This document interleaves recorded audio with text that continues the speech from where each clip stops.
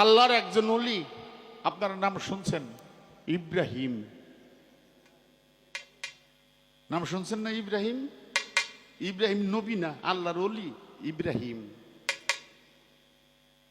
ইব্রাহিম বয়স হয়ে গেছে বুড়া।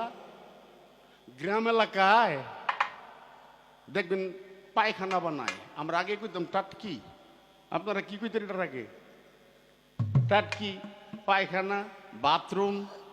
অনেক বাথরুম করলে তো গ্রাম এলাকায় এটারে দেখবেন কোন কোন এলাকায় 4টা বাঁশ দেয়। 4টা বাঁশ দিয়া এই একটা পায়খানা বানায়। আবার ওই ভিতরে চাক দেয়, একের 2-3 পুরুষ গভীরে চাক থাকে, বানায়। বানাইয়া আবার আরেকটা বাঁশ দেয়, এটা দা যাওয়ার জন্য। ওই গ্রাম এলাকা তো একটা সালা সোলা দিয়া থই।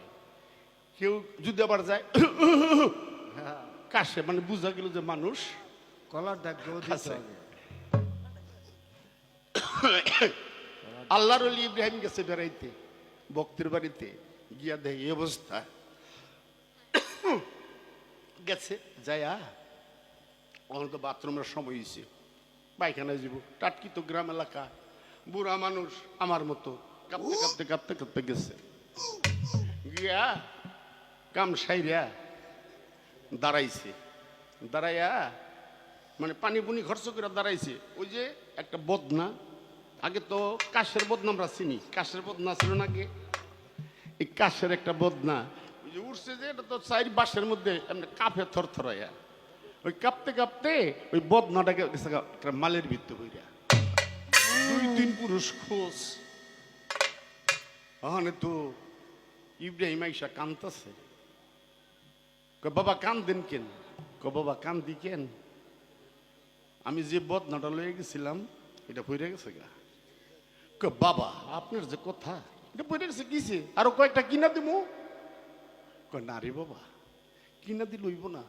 আমার জ্ঞান আসার পরে আমার লজ্জার স্থানটা এই বদনাটায় দেখছে। তাদের কি বলা হয় ওলি? আমার জ্ঞান আসার পরে আমার লজ্জার স্থানটা এই বদনাটায় দেখছে। বাবা কিনা দিতে পারবি? আমার লজ্জার স্থানটাকে আরেকটা বদনা দেখবো। বাবা তোরা যদি কেউ পারো সে বদনাটা তুইলা দে। বাবা এটা জীবনও সম্ভব না। 2-3 পুরুষ খুব এটা ডুব দিয়া জামুই মালের ভিতরে এনতে তুল, এটা বাবা পারতাম না। এক পাগল আইছে, লেংটি পরো নেই, লেংটি। বাবা কান্দেন কে? বাবা কাঁদি কেন? আমার বদনাটা পড়ে গেছে। বাবা কোন হানে? এই যে এই পায়খানায়। কি দরকার? বাবা কেউ তোমার বদনাটা তুইলা দিল না, তুই যে তুইলা দিতি। এটা কোনো ব্যাপার হইলো বাবা? এমনি তো লেংটি পরে গুপুর গিয়ে নামছে, নয় একটা ডুব দিয়া বদনাটা লইয়া সুন্দর করে পয় পরিষ্কার কইরা বাবা এইটা না হয় এটাই বদনা। হিসাব খুব খুশি হয়েছে। যা তুই আমার হারানো বদনা দিছস, আমি তোর দোয়া করি তুই রাজার মাইয়া বিয়া করবি। তুই রাজার মাইয়া বিয়া করবি। অন্যান্য ভক্তরা হাসে, দেখছো সকালে খাইলে বিকালে নাই, বিকালে খাইলে সকালে নাই। আরে এবেলে করবো রাজার মাইয়া বিয়া, শরীর তাই গন্ধ। পাগল তো বদনা তুলে দিয়া গেছে গা। এই জঙ্গলে জঙ্গলে ঘুরি, হঠাৎ করে একদিন দেখে জঙ্গলের পাশ দিয়ে রাস্তায় 10টা বাদশার ছেলে ঘোড়া নিয়ে যাইতেছে। পাগলকে কাছে, এই তোমরা কই যাও? তুমি জানো না রাজার মেয়া বিয়া দিব? আমরা 10টা বন্ধুরা যাইতেছি, যাকে পছন্দ করে যার গলায় মালা দেয় তার সাথে বিয়ে হইব। আমার লিয়ে যাও।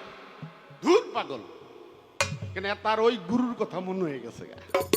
আমার গুরু না একদিন কইছিল আমি রাজার মেয়ে বিয়া করুম, গুরুর কথা মনে হয়ে গেছে। আমার লিয়া যাও। পাগল তার এখানে নেও, কেউ তো নেয় না। তারা গোড়া দিয়া যায়, পাগল দৌড়ে যায়। ওই যে বাদশার ছেলেরা যেই লাইনে বইছে, হ্যাঁ ওখানে দাঁড়াইছে। তার তো আর চেয়ার নাই, দাঁড়াই রয়েছে। উজির সেনাপতি ওর আইসা কয়, এই পাগল তুই কি চাস? আমি বাদশার মেয়ে বিয়া করুম। বোকা, বাদশার মেয়ে বিয়ে করবি মানে? বাদশার মেয়ে বিয়ে করলে মানিক লাগে। তোর কাছে মানিক আছে? মানিক? মানিক কই পাওয়া যায়? উজির কই, আরে মানিক কই পাওয়া যায় জানলে তো আমি আনতাম। মানে কি করব? তারা তো সরাই দিব। যা, মানিক পাওয়া যায় সাগরের নিচে, সাগরের তলদেশে মানিক আছে। তাই না? কি কহ? কত একটা কাগজ লেখা দাও, আমি মানিকাই না দিমু। মানিকাই না দিলে মাইয়া কিন্তু আমার কাছে বিয়া দিবা, কারণ আমি মানিক আনতে যাবো গিয়া, আর তোমরা বাদশার হলার কাছে মাইয়া বিয়া দিয়ে লইবা। তাহলে কেমন হইব? আমার লেখা দাও। লেখা দিছে, লেংটি তো এনে গুঞ্জা লইছে, লিয়ে গেছে গা। এই বাচ্চারা, সিনাই আছে না বাবা?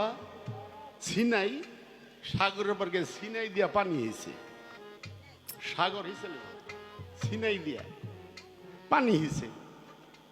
ওই পানি যাই হিসে এটা আবার ঘুরাইয়া সাগরই পরে। এই যে এক একটা সিনাই হেছে, আল্লাহর আরশটা থরথর থরথর করে কাঁপে। আমার আল্লাহ কয়, এই ফেরেশতা তাড়াতাড়ি যা, আমার আরশটা থরথর করে কাঁপে। পাগল কি চায়? পাগল কি চাই রে? চোখের পলকে ফেরেশতাকে, এই পাগল, পানি আর শেষিস না, তুই কি চাস?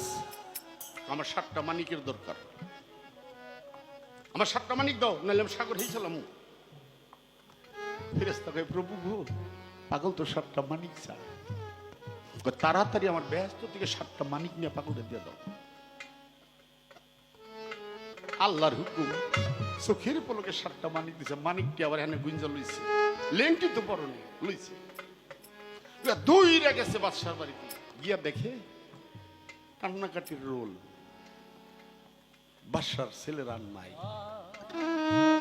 কি সেনে কান্দাকাটি কেন?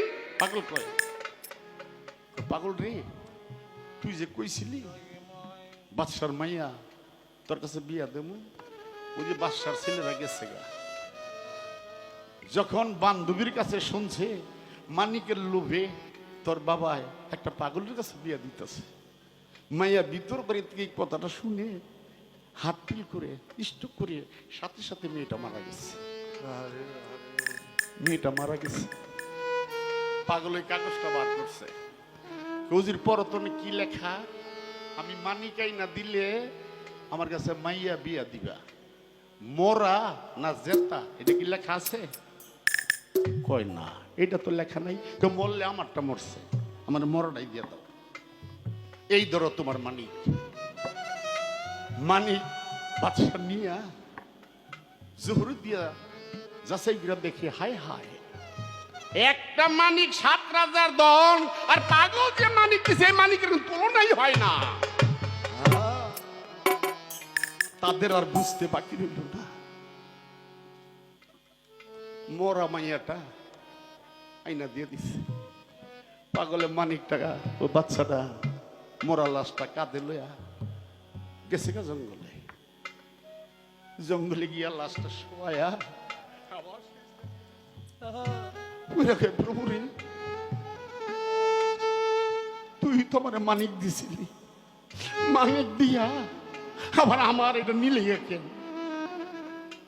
যদি নিবে গাই তো প্রভু মানিক দিবি কেন? আমি আর কিছু চাই না, যেহেতু মানিক দিছস আমার তোমার ফেরত দে।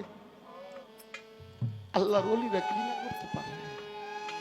সাথে সাথে আজরাইলকে বললে, আজরাইল ওই রুহটা তার ভিতরে আবার প্রবেশ করে দাও, জীবিত হয়ে গেল। জীবিত হয়ে স্বামী স্ত্রী ঘর সংসার করতেছে। 12 বছর পরে বাদশা বলে, আমি শিকারে যাব। শিকারে গেছে, যায়া পানি পিপাসা লাগছে। হুজুর রে, দেখ না পানি পাওয়া যায় কিনা, একটু বন জঙ্গল, পানি পাবো, দেখ না। খুঁজতে খুঁজতে গিয়া দেখে অনেক দূরে একটা কুরের ঘর। বাদশাহ একটা কুরের ঘর দেখা দেখায়, চলো। গোড়া দিয়ে গেছে, বাড়িতে কেউ আসো গো, বাড়িতে কেউ আসো? একটা শুনি মুখে ঘুমটা দিয়া মেয়েটা বাড়াইছে, বাড়ায় দেখে বাবা ঘোড়ার মধ্যে বসা। আহা, বাবার দেখে আর কি ঠিক থাকে?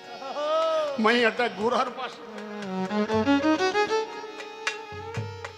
এমনি দাঁড়াইছে। বাবা তুমি আমার পৃষ্ঠে পা দাও, আমার পৃষ্ঠে পা দিয়ে বাবা তুই ঘোড়ার থেকে নামো।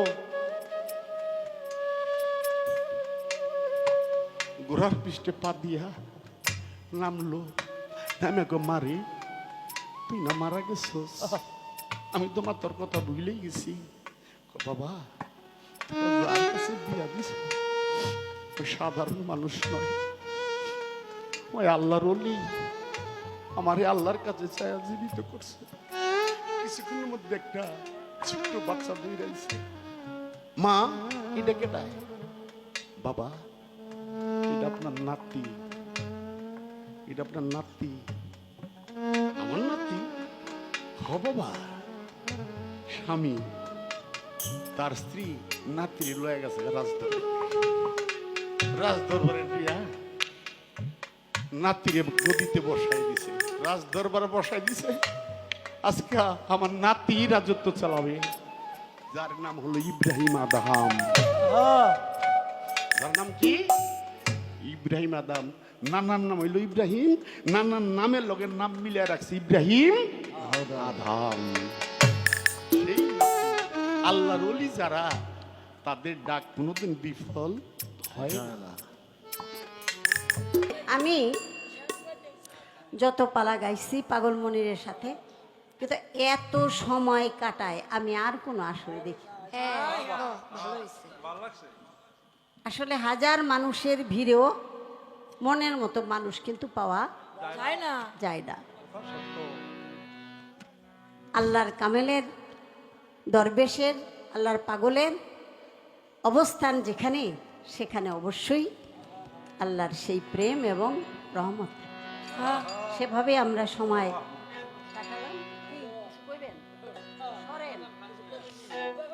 বকশিস লুয়ে খারাই দিছি।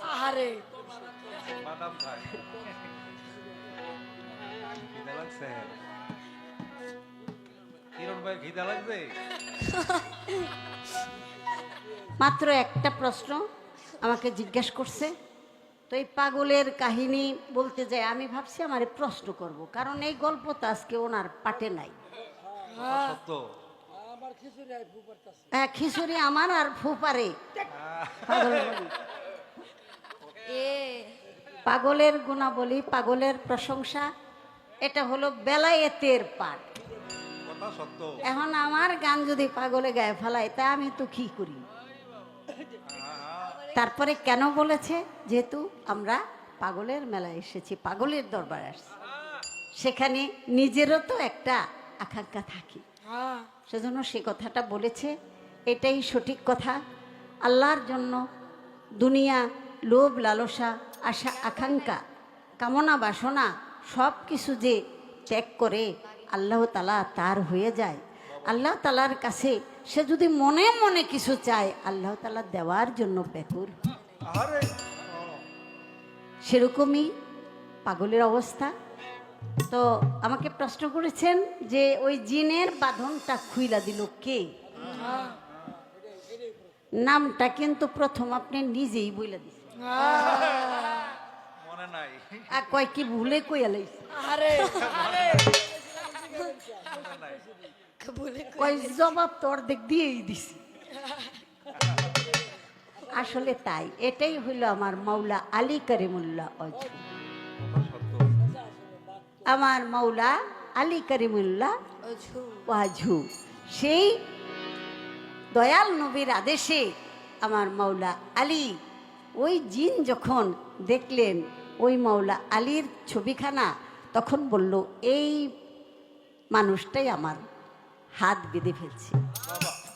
তাই আমার মাওলা আলী আমার নবীজির আদেশে ওই জিনের বাঁধন খুলে